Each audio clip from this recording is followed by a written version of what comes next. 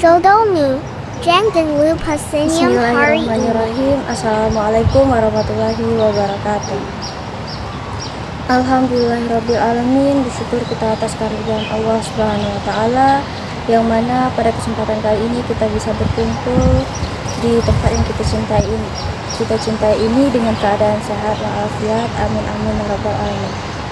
Salawat beriringkan salam tanpa pula kita hadiahkan kepada junjungan alam, yakni Nabi besar Muhammad SAW, dengan mengucapkan Allahumma sholli ala Sayyidina Muhammad wa ala ali Sayyidina Muhammad. Assalamualaikum ya Rasulullah.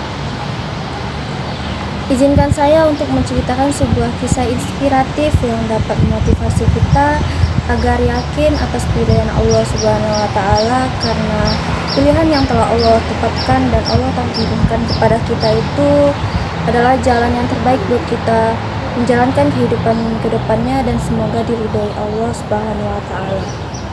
Baik, kisah inspiratif ini saya ambil dari kisah seorang pemuda yang bernama Sabit bin Zuto. Beliau pada saat itu menempuh pendidikan di sekitaran daerah sungai di Irak. Pada saat itu beliau menemukan sebuah sungai, dan ada di sungai itu terdapat sebuah apel yang jatuh dari pohonnya. Beliau pada saat itu dalam keadaan yang sangat lapar. Lalu beliau mengambil apel tersebut dan menggigitnya dengan satu gigitan. Dan beliau pun merasakan segar karena sudah memakan satu buah apel itu. Tapi beliau berpikir beliau akan mencari siapa pemilik apel tersebut dan meminta izin untuk mengikhlaskan apel tersebut untuk dimakannya. Lalu beliau pun berjalan menyusuri sungai, dan ditemukanlah sebuah rumah dan sebuah kebun apel. Lalu beliau pun berkata, "Wahai hamba Allah, apakah kebun apel ini adalah milikmu?" Lalu sang hamba Allah pun menjawab, "Ya, kebun ini adalah milikku." Lalu Sabit bin Zuto pun berkata, "Ketahuilah hamba Allah bahwa aku sudah memakan apelmu ini dengan satu gigitan.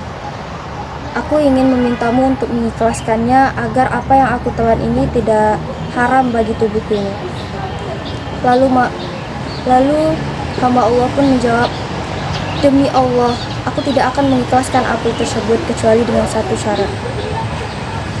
Beliau pun mengatakan satu syarat itu apa? Lalu hamba Allah pun berkata, syaratnya engkau harus menikahi putriku." Lalu Sabit bin Zuto pun terkaget, karena apakah yakin hamba Allah ini memberikan syarat tersebut hanya dengan aku memakan apel dengan satu gigitan ini. Lalu Sabit bin Zuto pun berkata, "Baiklah, jika syarat itu adalah satu-satunya agar apa yang telah aku makan ini engkau ikhlaskan." Lalu hamba Allah pun berkata, "Tapi ketahuilah, anakku adalah seorang yang bisu, seorang yang tuli, seorang yang buta, dan seorang yang lumpuh." Dan Sabit bin Zuto pun berkata, "Jika itu adalah syarat satu-satunya, aku siap untuk menikahi putrimu." Singkat cerita, menikahlah Sabit bin Zuto dan putri dari pemilik kebun tersebut. Lalu waktu sudah menunjukkan pukul Isya, pemilik kebun tersebut mengizinkan Sabit bin Zuto yang telah menikahi putrinya itu untuk memasuki kamar. Sabit bin Zuto pun memasuki kamar dan mengucapkan Assalamualaikum warahmatullahi wabarakatuh. Lalu keluarlah seorang wanita cantik berparas putih dan sempurna keluar dari tirai dan menjawab, "Waalaikumsalam warahmatullahi wabarakatuh." Lalu Sabit bin Zuto pun berkata, "Mohon maaf, saya salah kamar." Dan gadis ini pun berkata, "Tidak, kau tidak salah kamar. Aku adalah istrimu."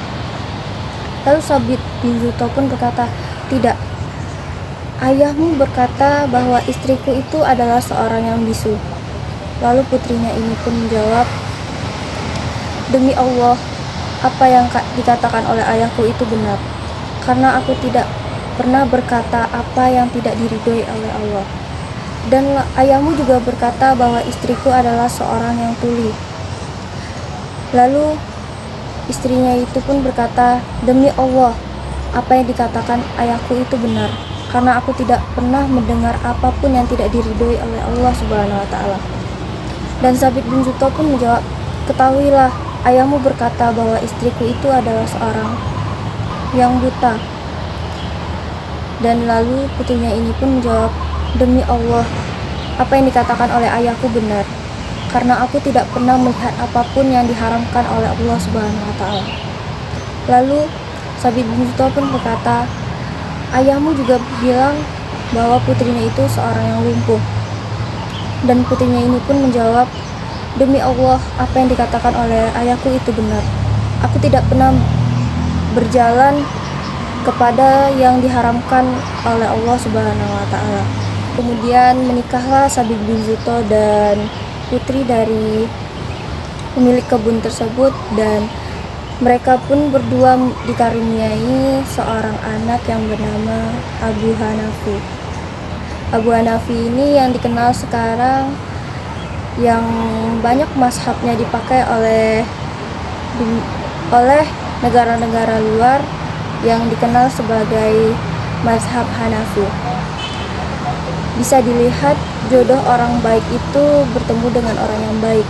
Jodoh dari laki-laki yang baik akan berjodoh dengan perempuan yang baik, karena jodoh itu adalah cerminan dari diri kita sendiri. Karena dari itu, marilah kita memperbaiki diri untuk menjadi yang lebih baik, sehingga Allah pun menghadirkan orang yang akan membuat kita menjadi lebih baik dan bisa sama-sama berkumpul di surganya Allah kelak nanti. Amin amin ya rabbal alamin. Semoga kisah ini dapat termotivasi untuk kita semua agar lebih dapat merubah diri ke lebih baik, dan semoga apa yang kita lakukan diridhoi oleh Allah Subhanahu wa taala. Saya akhiri dengan sebuah pantun. Burung irian, burung cendrawasih. Cukup sekian, terima kasih. Mohon maaf apabila ada kesalahan kata. Saya akhiri, billahi taufiq wal hidayah. Assalamualaikum warahmatullahi wabarakatuh.